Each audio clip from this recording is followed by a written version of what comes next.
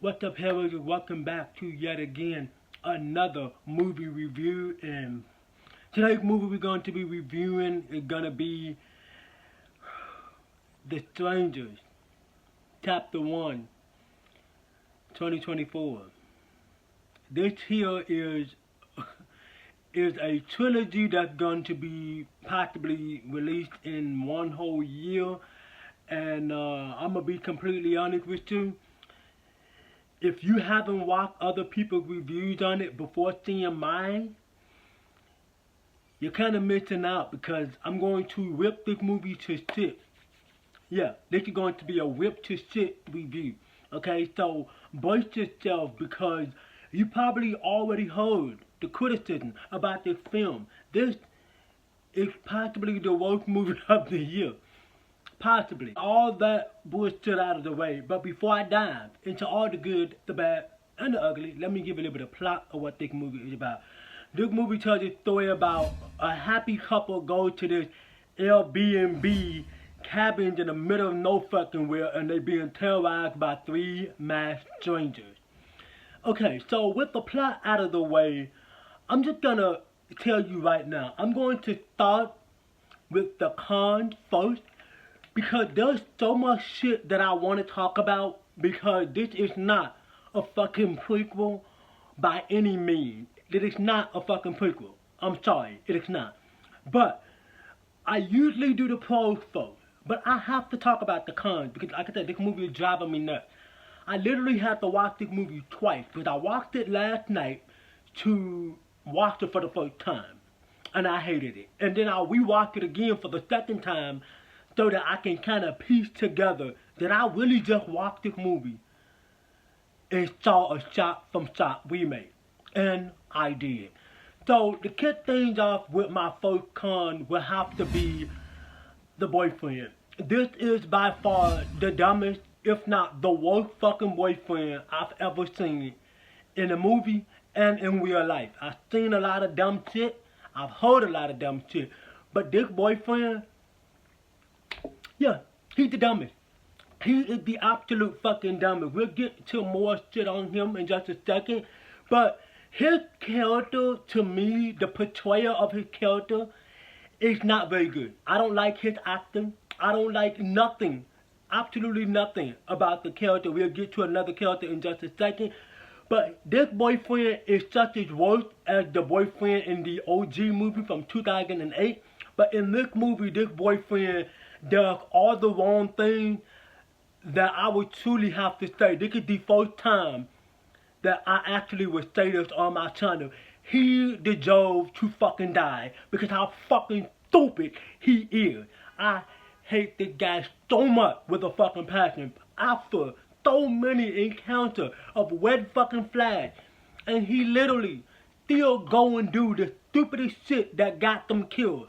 From point A to point B to C, whatever, every fucking thing he does serves no fucking purpose. And another con for me would have to be the fucking strip.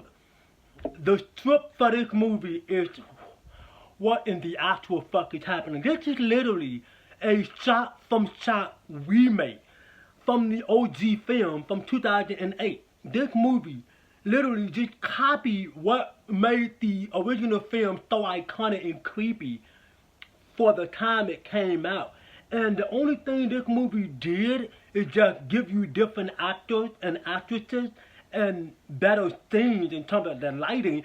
But what the this is a lazy ass fucking strip. I mean, all across the board, you know exactly what's gonna happen before it happens. The character will literally go into the fucking cabin. There's a knock at the door. It's time to go home. It's the same fucking shit. Are you kidding me? The same thing. What the fuck is this movie? The strip is so fucking predictable that you're just sitting there like this here and you already know what's about to happen before it actually happens, because it's the same fucking movie. The con for me would have to be spoiler. If you haven't seen the original film, there's not much of a fucking spoiler. But in the original film from 2008, and there's gonna be a lot of fucking comparisons in this video, but from the original film from 2008, The ending was so unique and so creepy and so disturbing because the girl asked, Liv Tyler asked, why are you doing this? And then she said, because you were home. That is so creepy. It's so unnerving because we're home. I'm home. You're home. And so that kind of makes you feel some kind of way because like, damn, I'm home. This gonna happen to me. It could happen to me because I'm home. In this film, they just recopy the same scene, which is by far the worst fucking dialogue delivery. We'll get there in just a second. But yeah, like they just took the original line from the OG movie and just did it. And in this movie, it just feel like really that's a rethread. That's the same fucking shit over and over. She asked, "Why are you doing this?" Because you're home. Yeah, bitch, no shit. We're all home, but say something different. I hate this movie so much. I hate this movie too much. And another con will have to be, we kind of already touched on it, but the dialogue. Everybody in this fucking film, poor fucking acting. I didn't like a single person. We'll get to the biggest con that I have with this movie in just a second. But every line delivery in this movie, even though it's a copy from the OG film from 2008, the way they do it in this film just don't feel right. The lines are poorly executed. They don't do it right. The facial expression is poor. I want to get to the bigger con of the movie, but I'm gonna keep going. But yeah, the lines are so poorly executed. The facial expression is completely fucking horrible. The lines are poorly executed. I don't even know any other words to use, but they're fucking terrible. I hate it. And moving down from there, another con for me will have to be the town. So obviously they hint at what they're doing. They're going to give the town its own character.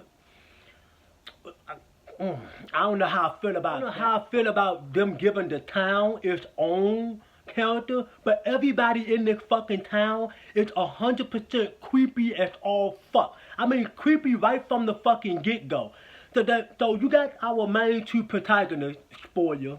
They drive into the fucking diner, and everybody in the town is completely fucking creepy. They get out the car, go inside the diner, they ask for a fucking vegan menu, and everybody in the fucking place just like, say, well, nah.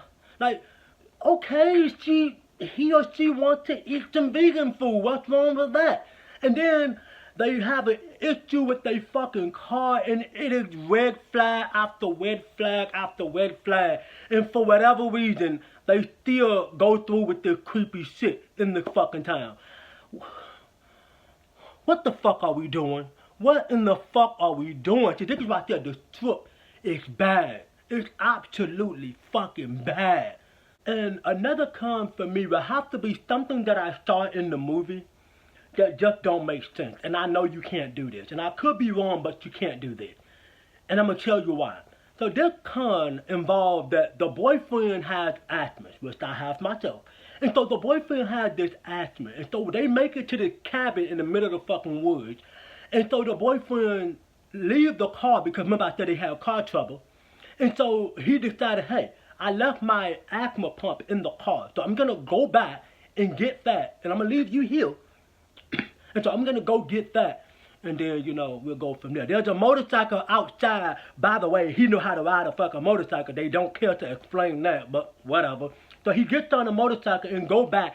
Leave his girlfriend at the house, which is a bad boyfriend, perhaps. And so all of a sudden, the girlfriend gets terrorized by the fucking stranger for about 30-45 minutes.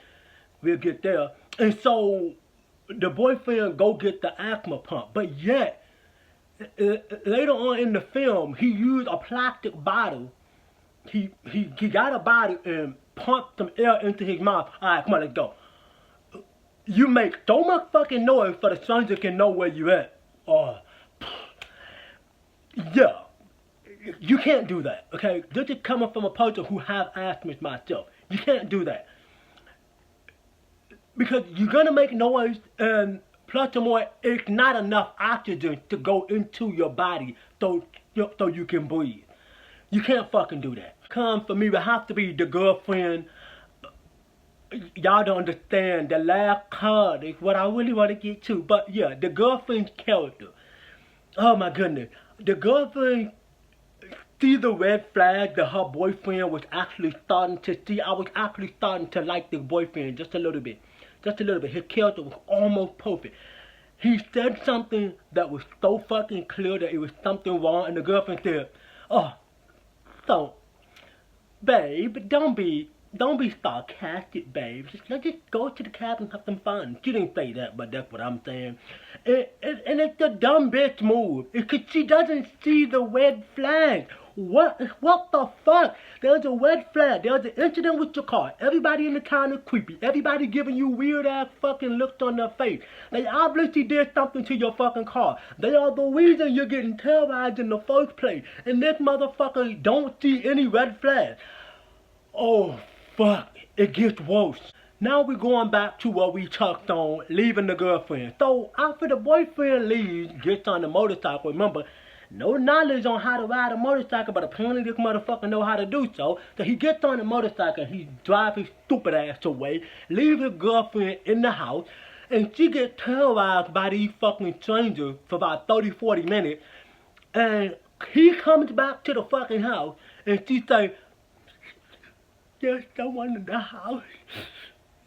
Oh, babe, you probably just imagined. Are you fucking kidding me? She just imagined all that shit that we seen. So what, are we dumb too? Like your dumbass girlfriend? You know what? I'm about done with this fucking review, but the last con, I've been building this up. I really want to get to this last con. But you telling me all the shit we seen her go through after fucking in the shower, you see the motherfucker watching her. She playing the fucking piano, which is stupid. Then all this shit, knocking on doors, the windows, all this shit we seen her go through. And you're saying that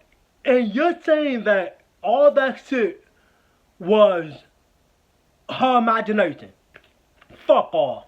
Another con for me will have to be forcing the characters to do something that require them to be quiet.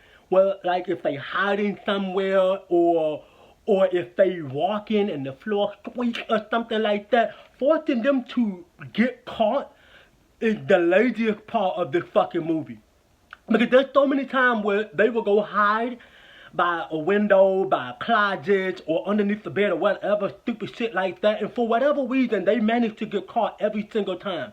There's like a time where they're sitting somewhere and they will make the most obvious noise, just lazy strip writing by the way, and get them caught every single time. I'm so sick of this shit. I'm like so over it. Because throughout the entire runtime of the movie, that's all you got. Them sneaking around, trying to be quiet and make noise and get caught. Another con for me will have to be, so in the OG film from 2008, we learned that those couples were dealing with some type of issues with their relationship. They wanted to get married, but one of them wasn't ready. In this film, they're looking forward to getting married. They're already happy. Not quite sure why they decided to change their approach. You just switch it around where they, in the OG movie, they depressed and all that stuff. In this movie, they're happy. Not quite sure why that fucking would change, despite the fact that you just reshot the same film from 2008. But anyway, so yeah, you change that, and the connection between these two is absolutely fucking terrible. I don't like the dynamic. They have no connection. Like, they should have got different people, or they should have had more off-time scenes to get to know each other to build that connection like in the original film. You actually believe that Scott Speedman and Liv Taylor had a real relationship off-screen and on-screen, because you kind of felt sympathy for them by the time of the end of the movie. In this film, you don't care. You want them to die. And my final con, this is the con I've been hyping up.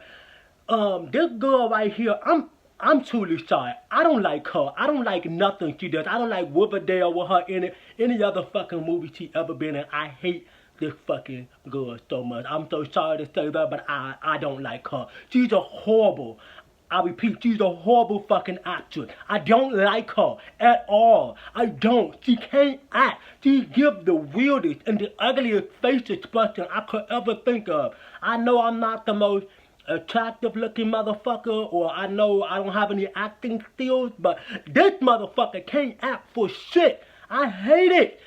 Stop casting her in movies. She can't act. I'm sorry if you like her, any of you people gonna come across this video, but I don't like her. Her fucking acting skills are dog shit. So now we got all the cons out of the way. I just wanted to get that off my chest.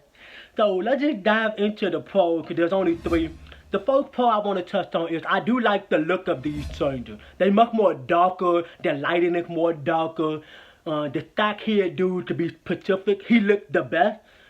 In the OG film, everything was much more bright with them, which I kind of prefer the darker version in this film. That's one pro. Another pro for me would have to be the director. I actually like this director. He directed a lot of movies that I like. And one of my favorite ones, he did Nightmare on Elm Street 4. I do like that movie. But he did a lot of other movies that I like. And this guy know how to shoot a scene. He know how to light his film. I give him that. But I think he needed a better script to work with. And my final pro will have to be the setting in the woods. I think that they did a good job at using the wood setting, because it's almost isolation. They can go so many places, but they being haunted on the outside as well as they being on the inside. But my overall thought is that despite all the cons that I have, this movie is literally just a reshot from the OG film from 2008. I don't like this fucking movie one damn bit. This movie gets a massive fucking F for me. Fuck this movie. So, Hellraiser, this has been your review on The Strangers Chapter 1, 2024. Make sure you consider dropping a like on this video, subscribe to the channel, and turn on that fucking bell notification so that way when I drop another lit video for the channel, you'll be the first ones to get it. And remember, my name is Tevin Johnson, and I love horror movies. And I hope to catch you, Hellraiser, in my next video. Peace.